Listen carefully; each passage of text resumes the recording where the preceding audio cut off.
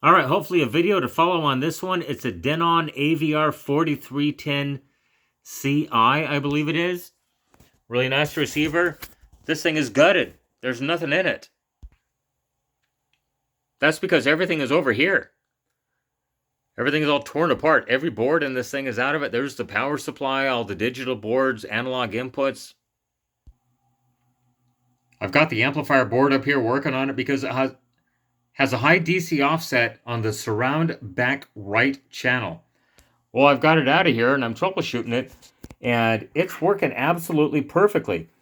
So I went ahead and grabbed an old power transformer out of an Onkyo receiver I scrapped out, added a bridge rectifier, a couple 100 microfarad caps, some equalization and discharge resistors, and fired this thing up, just the board alone, on the workbench, and it's working great. Hopefully there'll be a video to follow on this thing, and you can see what's going on with it. Thanks for watching.